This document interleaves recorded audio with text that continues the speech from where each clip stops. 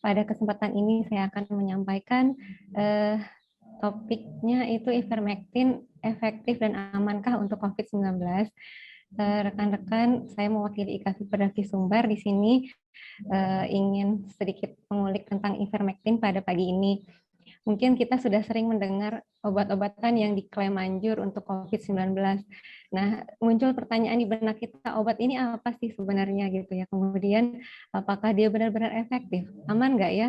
Pencegahannya juga bisa nggak sih obat ini gitu, dan pada kondisi pasien seperti apa bisa diberikan. Nah, banyak pertanyaan ini yang akhirnya mendorong kita membaca, mencari tahu, mengupdate apa sih yang sebenarnya yang paling benar di antara semua data yang ada ini. Nah, pagi ini saya coba paparkan, kita kenalan sedikit dengan ivermectin.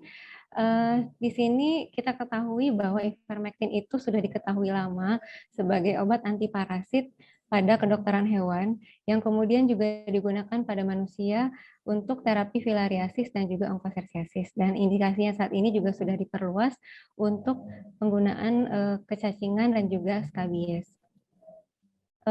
Kenapa ya pada awalnya orang berpikir ivermectin ini bisa dijadikan alternatif antivirus pada SARS-CoV-2.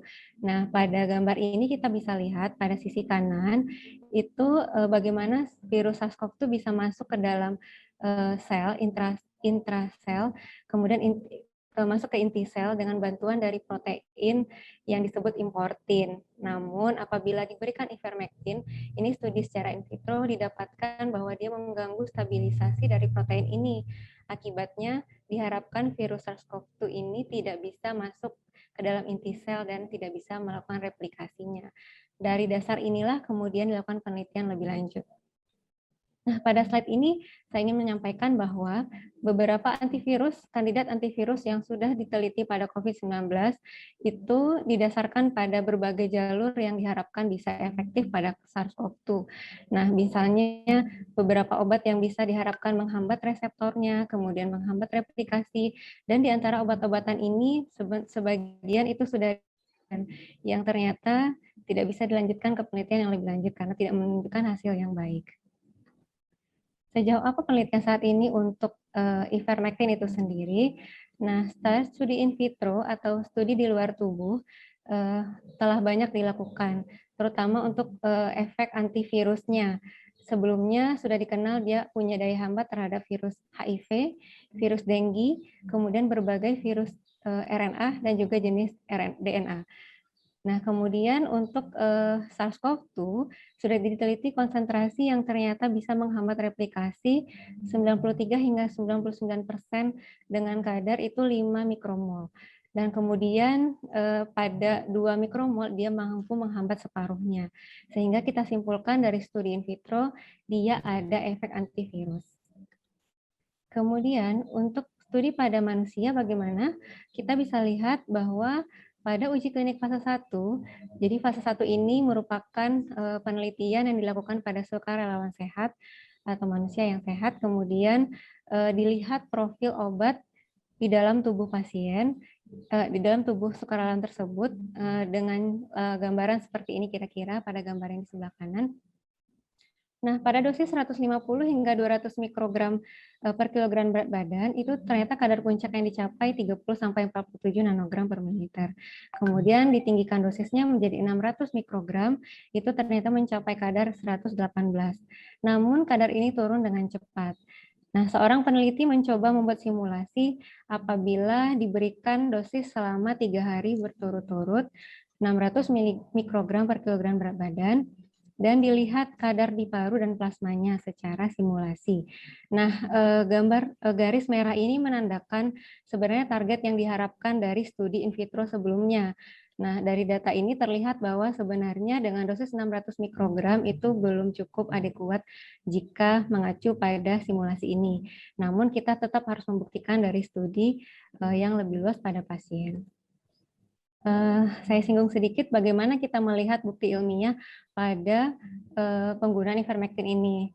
Seperti yang sudah dijelaskan juga oleh Prof. Yanto terdahulu sebelumnya, di sini saya ingin mengambil saja sedikit bahwa uji klinis yang saat ini kita jadikan dasar dalam pengambilan keputusan pemberian terapi pada pasien, posisinya pada bagian tengah ini dari hierarki evidence base. Kemudian dicoba analisis dari berbagai uji klinis, kemudian mendapatkan puncak yaitu suatu meta-analisis. Jadi pada slide berikutnya saya akan menjelaskan terkait meta-analisis yang berkaitan dengan COVID-19 pada penggunaan ivermectin ini.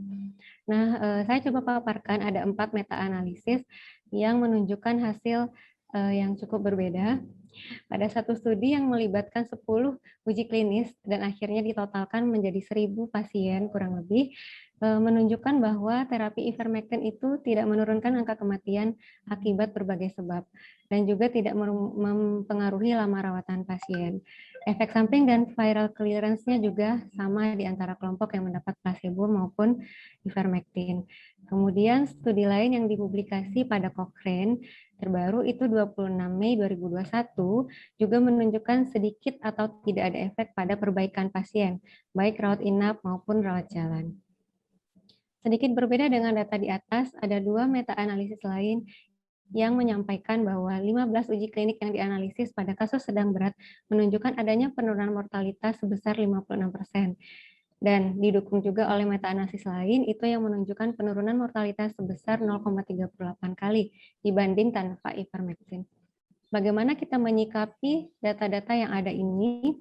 Yang pertama, hasil meta-analisis itu ada kemungkinan garbage in dan garbage out. Apapun yang dianalisis apabila tidak di-screening dengan baik, uji-uji klinik yang ikut teranalisis maka akan menghasilkan kesimpulan juga yang kurang baik.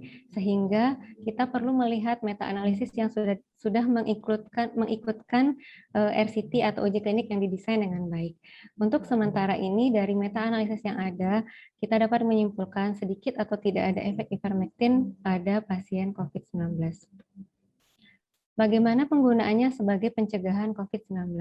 Saat ini juga bukti pendukung untuk penggunaannya sebagai profilaksis COVID-19 tidak cukup kuat, sehingga masih kita tunggu hasil-hasil penelitian yang lebih lanjut.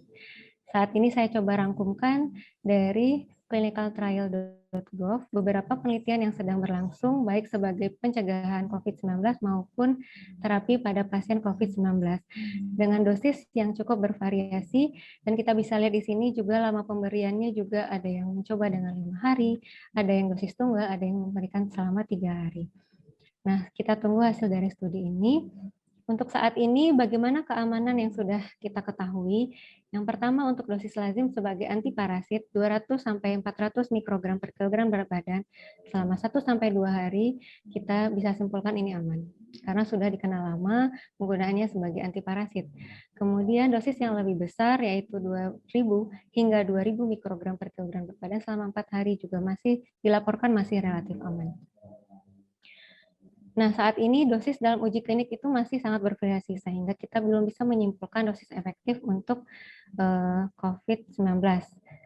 Dan kemudian dari dosis yang bervariasi itu dan lama pemberian yang juga bervariasi, laporan efek samping yang muncul adalah adanya keluhan pusing, gatal, mual, dan diare. Ada juga yang melaporkan kejadian gangguan saraf berupa gangguan keseimbangan dan juga kejang. Bagaimana rekomendasi yang ada saat ini dari WHO saat ini belum merekomendasikan ivermectin untuk pasien COVID-19 kecuali dalam konteks uji klinis. Kemudian juga didukung oleh NIH, di mana di sini juga mereka masih belum setuju untuk menggunakan ivermectin sebagai terapi rutin pada pasien COVID-19. Saya ingin menggambarkan kepada Bapak Ibu sekalian dinamika antivirus pada COVID-19 pada awal pandemi kemarin kita sudah tahu WHO melakukan penelitian yang dinamakan Solidarity Trial yang melibatkan 52 negara. Dalam penelitian ini dilibatkan 4 jenis obat yang diduga dapat potensi sebagai antivirus. Namun pada interim analisis beberapa bulan setelah penelitian ini berjalan, itu didapatkan efek obat yang kecil dan atau tidak ada sama sekali. Sehingga pada Juli 2021 kemarin WHO mengeluarkan Therapeutic and COVID-19 Living Guideline itu untuk beberapa antibiotik sangat tidak direkomendasikan, yaitu hidroksikloroquine, lopinavir, ritonavir, dan remdesivir sebagai kondisional rekomendasi pada pasien-pasien tertentu saja. Saya lihatkan juga dinamika antivirus di Indonesia. Beberapa waktu lalu dikeluarkanlah pedoman tata laksana oleh 5 perhimpunan yang memasukkan 4 antivirus ke dalam guideline dan juga ditambah dengan kloroquine dan hidroksikloroquine. Namun kemudian pada edisi ketiga dikeluarkan lopinavir dan ritonavir, dan akhirnya pada revisi Juli 2021 tinggal 2 antivirus yang masih digunakan dalam pedoman tata laksana di Indonesia. Hal ini menggambarkan bahwa dinamika antivirus ini juga akan dialami seperti pada ivermectin ini. Saat ini kita uji, kita tunggu hasilnya dan bagaimana ke depannya penggunaannya pada pelayanan. Sehingga dapat saya simpulkan dari materi di atas, yang pertama, ivermectin pada dosis lazim sebagai antiparasit itu aman. Kemudian repurposing atau penggunaan ivermectin yang dulunya diketahui sebagai antiparasit kemudian digunakan pada dosis yang berbeda, lebih tinggi ataupun penggunaan yang lebih panjang pada COVID-19 membutuhkan kehati-hatian dan pengawasan yang ketat. Dan saat ini efektivitas ivermectin sebagai terapi COVID-19 menunjukkan hasil yang sangat bervariasi antar studi.